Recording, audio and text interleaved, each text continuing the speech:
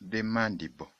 This is part of the visceral cranium, i.e. the facial skeleton. The view has it that all visceral cranium develops by intramembranous ossification. The clavicle is the second bone after clavicle to ossify is the mandible. It starts to be ossified in the fetus. It develops in week 6, developing from the first brachial arch cartilage. It also receives some small contribution, specifically the lingular and occasional chin ossicles, from the Michaelis cartilage.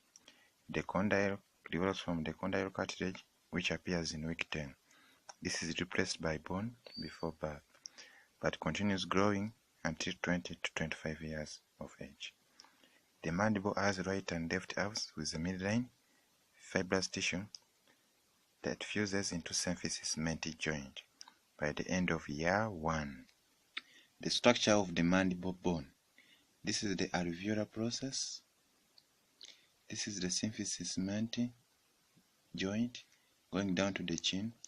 There is a mental foramen for mental nerve and vessels, mental vessels and mental nerve. There is what we call the mandible. This is the mandible.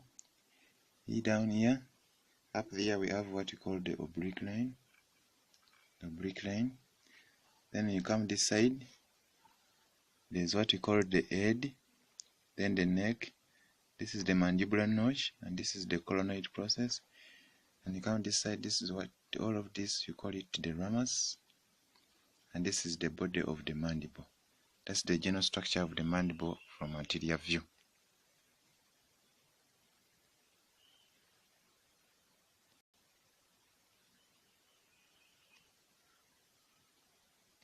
A clear view has to be noted that the anterior border of the mandible, this one here, is deep to the masseter muscle, which is felt when the muscle is relaxed.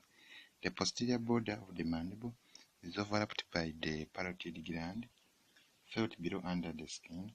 You have to know that the coronoid process is felt inside the mouth with a pterygomandibular ligament attached to it. Then the body from symphysis menti ranging laterally as far as the coronoid process of as far as the angle of the mandible. From the medial surface of the mandible, this is what we call the coronoid process. This is the head, this is the neck, and this is the mandibular notch. When you come this side, you find the angle of the mandible. Then you have what we call the mylohyoid line. This line here is the mylohyoid line. It is what we call, this is just a mylohyoid groove, not line. Mylohyoid groove.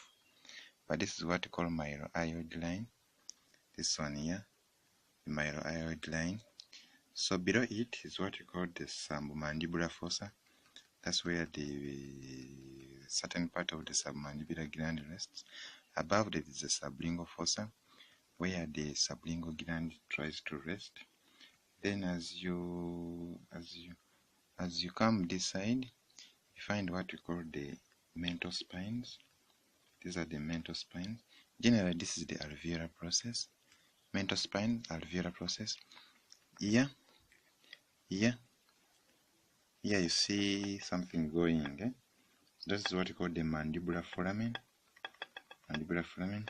You have to know that the alveolar process at that point of this molar tooth, the third molar tooth, here, there is a relation of the lingual nerve passing there. That's why you feel a lot of pain in case of any tooth that has grown too much. Generally, the shape of the mandible is a U-shape.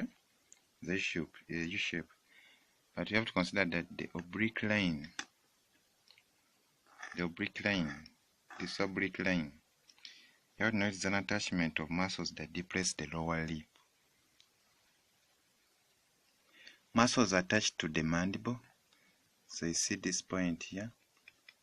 Here you have what we call the temporalis muscle. It has some attachment. Here you have what we call the lateral pterygoid muscle. When you go down here around because this is the medial surface, down here there is the medial pterygoid muscle. As you come this side, there is the digastric muscle around here. Digastric has two bellies, anterior and posterior belly. Then you have the genioglossus. Genioglossus meaning genu of hyoid bone to the glossus. Then along the mylohyoid line you have the mylohyoid muscle. Just above the upper molar here you have what you call the superior constrictor muscle. Is the laryngeal muscle. Then from the outer surface here you have the mentalis muscle. Mentalis muscle is known for causing dimples in your face. You have here what you call the depressor labii inferioris around here, followed by depressor labii inferioris, followed by depressor anguloris. Down here there's the platysma muscle. So mentalis, depressor labii inferioris, depressor anguloris, platysma muscle. The same this side, mentalis, depressor labii inferioris, depressor anguloris, platysma muscle. When you come to this side, around here around the angle of the mouth here, and again this side, that area, this area, and the area on the maxilla around there, you have the buccinator muscle, what is referred to as the cheek muscle. Then this side, angle of mandible, you have what you call the masseter muscle. The same this side, masseter muscle down there around the angle of mandible. You have to know that generally, okay, there's a mastoid process that normally projects here, but that one is for attachment of the sternocleidomastoid.